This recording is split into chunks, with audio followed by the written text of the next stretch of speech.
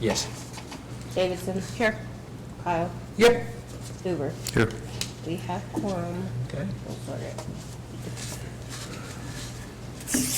All right, our first item on the agenda is the consideration of approval to be released from provisions of the grant agreement for properties at 334 South Minnesota. This is the letter that Donna Fortune has written to us to be released of her contract, which states that she has to pay until 2027. She has to pay until 2027 to us to even out her escrow so we can pay her taxes and her insurance. She's paid her house down to zero. And if she's released, all of the responsibility is on her and no longer the city to collect the money from her to pay it. If you look on where it says loan activity history, and if you flip to the last page, it shows you she has a zero balance. And it took her almost 10 years to get this. Yes. She originally signed in 2005, and they made them re-sign in 2017 due to them now having zero. They didn't pay any interest from 2017 on, so they re-signed a contract, which made their date pushed out further. But she is at a zero balance, and staff doesn't see any problem with her being released of her provisions. I guess we can. Okay, can you explain what the agreement was that she had? It was just stating that she's going to pay the full amount that we loaned her, which would have been the $39,253.17 in the 20 years that she was in the house. But then in 2017, when they made her re-sign, because they were changing the contract, that she would not be paying interest anymore, they made them re-sign, which made their contract go out further than what she was expected to be in the house. That makes sense. Okay. Yeah. Any other questions? I'm just curious about the loan itself, the interest-free part of that. How does that work? You said the interest rate? Yeah, where she's stopped paying interest. I am honestly, that was before my time. That'd be a question for Ryan, and unfortunately, he's not here. I'm not 100% sure why they changed it, or they stopped making it a part of the contract. But that's with every house that we have built from the ground up. That was what happened. They just signed it. They signed their first agreement paying the interest, and they turned around in 2017 and signed another agreement saying that they no longer pay interest and they owe this amount. I've talked to Karen that used to work in CDBG, and she wasn't sure why they had to change the contract, or she couldn't remember. So I'm unaware. The only difference is they're paying interest in one, and the next one they aren't paying any interest. I don't know why. I don't know why we don't, as of right now, we do not do this program anymore. So. And so who made the decision to not charge interest anymore? Who made that decision? I'm going to say CDBG, the Department of Community Development. Like I said, the prior staff no longer works here, so I can't really get an explanation of why they were paying interest and now they weren't paying any interest. Ryan might be able to elaborate a little bit more on that, but We can save that question until he gets here, yes, when he gets here. Yeah. yes. Sorry. Go ahead. What does it mean for the city if we forgive this? It's just, she's paid her debt. We will no longer be responsible to make sure she keeps enough money in her escrow to pay the taxes and the insurance on her house. She will be fully responsible for that. Okay, but we won't be out anything really, okay, She's paid everything. okay. Would you Yes, like to questions since he's elaborate here? why Yeah. they stopped paying interest in 2017? Because I'm not 100% sure. Karen wasn't even able to tell me. Yeah, details. So, probably interest would have stopped either because of a new agreement or a recalculation of payments, which would have meant the payment history, when it was recalculated, showed that they didn't need to do anything beyond what was left. So if it was just interest or escrow, it would have been that. If it showed that the account was paid in full, it would have been, showed that at the time. That would be my best recollection. Any other questions? I move we approve this. I'll second. Second.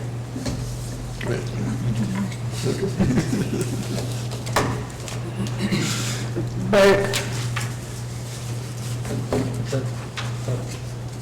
Oh, yes. Davidson, Yes. Kyle, Yes. Hoover. Yes. Motion passes.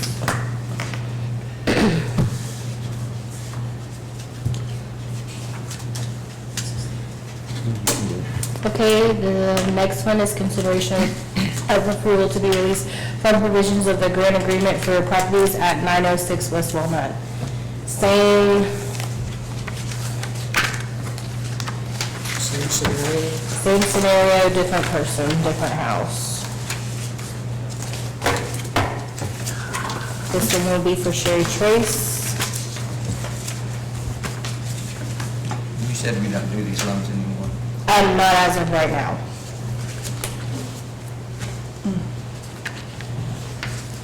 Any questions on this one?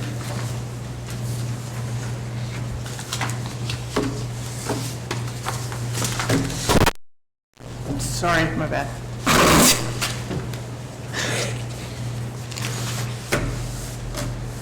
I move to approve this one. Second.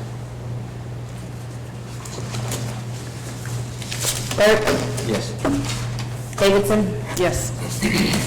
Kyle, Yes. Hoover. Yes. Motion passes.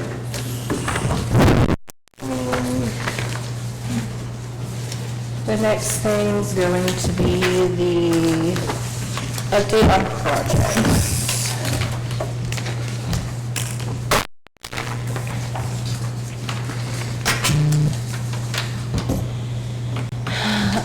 The number one that's been on there for a long time, they officially took their application out of the running due to the fact that their mother's still in the hospital. They said they don't know, they can't give me any more updates, so they just pulled their application. So it's like, okay.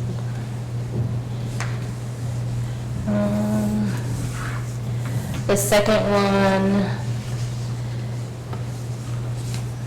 I'm just waiting to schedule the homeowner an appointment to sign the contract. Everything's been done.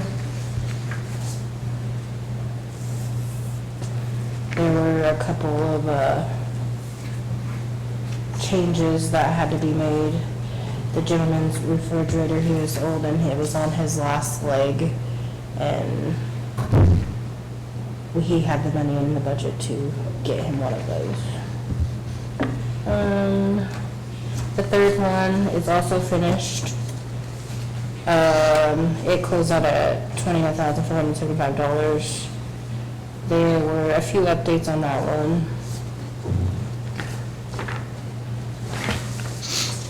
The fourth one,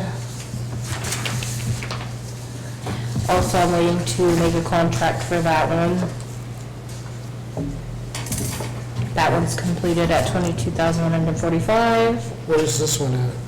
This one, I believe, is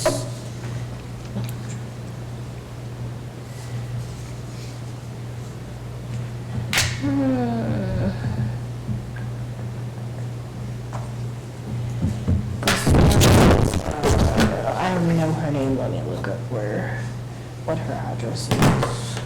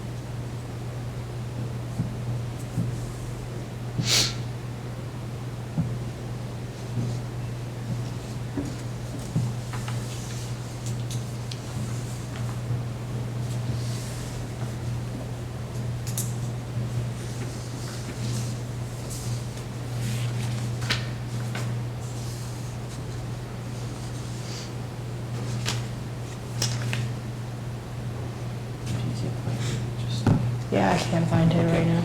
We'll verify the address and then send it out to the board. Okay. Okay, the next one is the demolition. I'm waiting on this one to start. The notices to proceed have been signed by both the client and the contractor.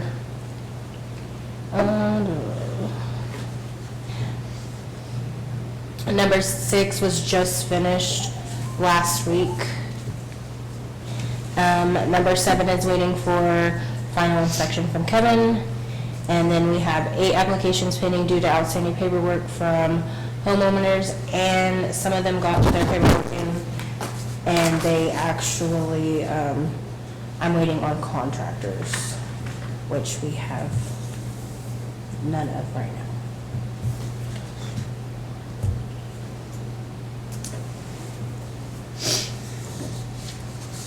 What can we do to get more contractors? I've reached out to a few and haven't heard anything back except for one, and he's working on getting his general contracting license and to be bonded. Okay. Staff is also looking at reaching out to OUBCC to send out information, just so they can help spread the word to their licensed contractors in the state that, we're looking for bidders for future projects. This trend is something that a lot of the entitlement communities in the state are dealing with right now. So it's not just unique to us.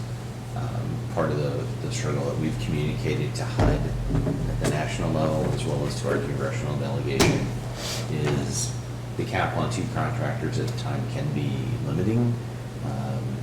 So that at times is an issue, and some contractors just, because of their workload, just don't have the availability. So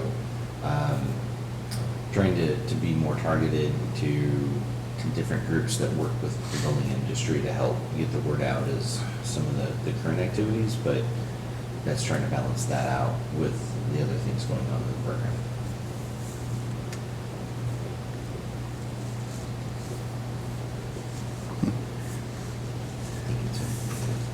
Okay. The next item is going to be the program manager's report.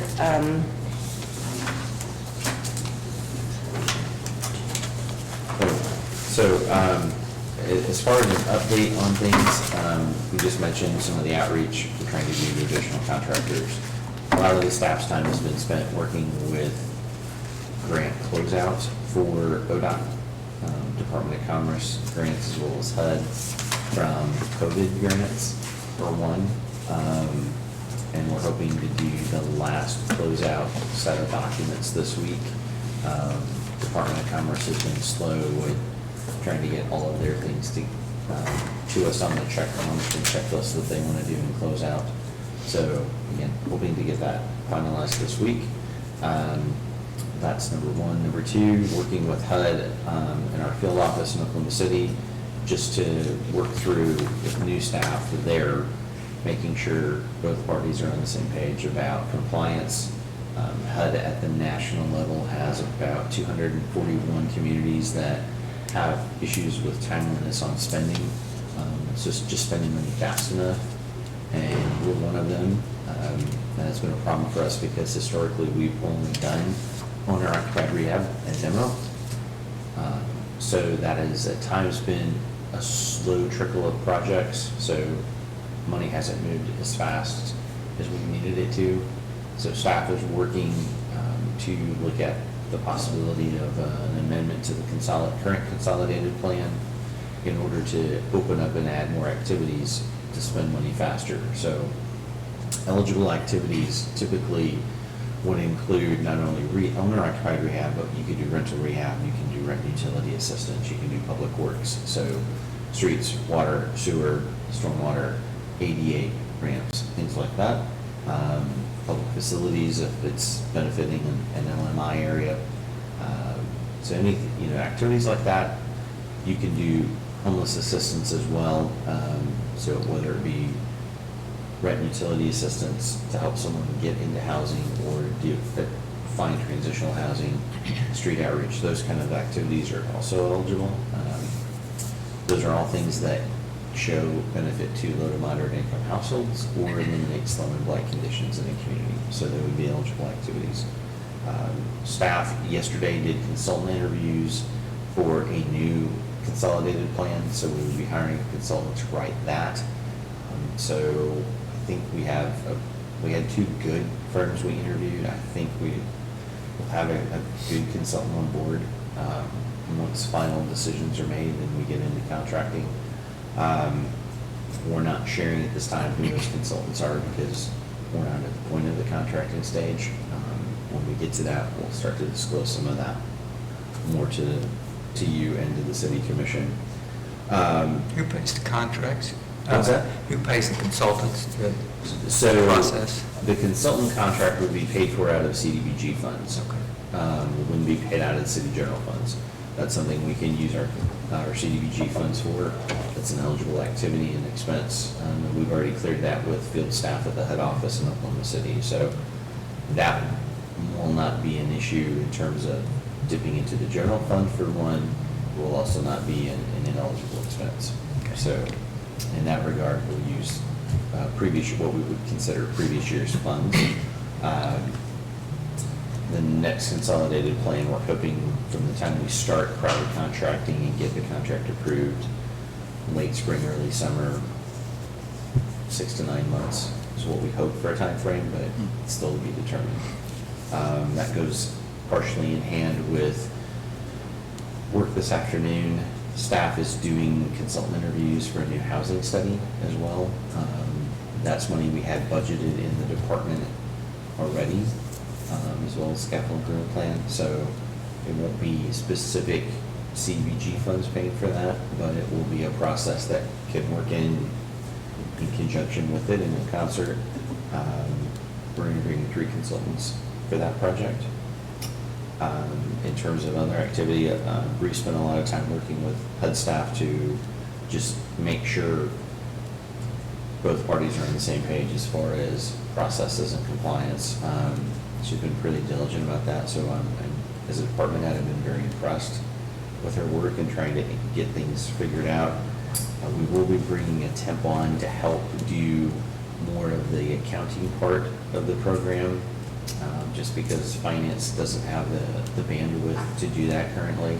So to help continue maintaining compliance long-term, we'll be hiring a temp to do some of that for us. They'll work with Bree and Bree's office. That'll be paid for out of CDBG funds, and that is also an eligible expense. So that's a quick synopsis of current activity. We did get a proclamation for Fair Housing Month in April, and that is in our file for the year. At this point in time, once we do the process to do an amendment to the current consolidated plan, we'll do an amendment to the annual action plan as well, just to add those activities. But we'll probably open things up more than we have historically. So you would see a lot of opportunity to maximize the dollars that come into CDBG every year in terms of out and about in the community. Any questions that we can answer specifically about any of that? Well, I know in the last few meetings you've talked about all the backlog that we've had and all the things that we've gotten to where we can breathe, as far as that goes.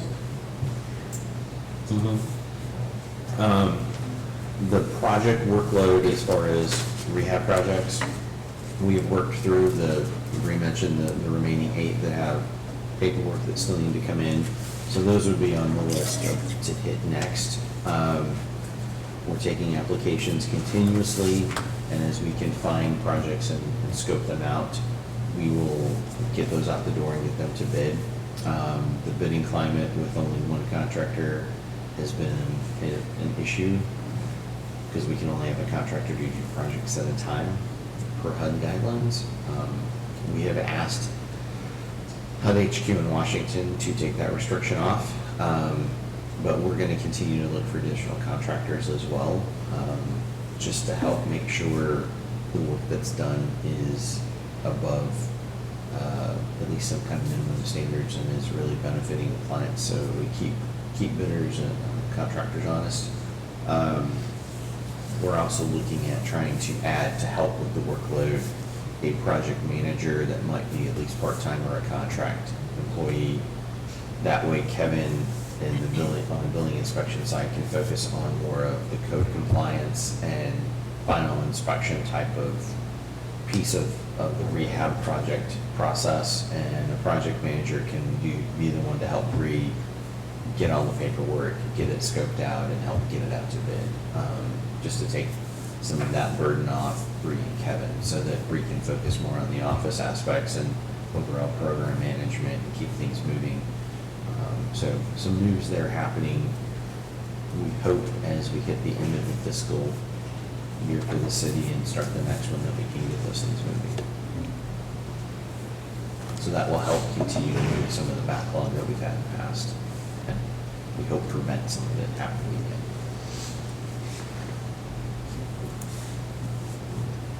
Other questions we can answer? How many open seats do we have on this board? You have one, and that resignation has not been officially accepted yet. That will be at the next city commission meeting, and then the mayor will take applications. So if you know of someone that might be a good fit, go ahead and encourage them to start applying and send the application in, and then the mayor can consider it from there. Anything else?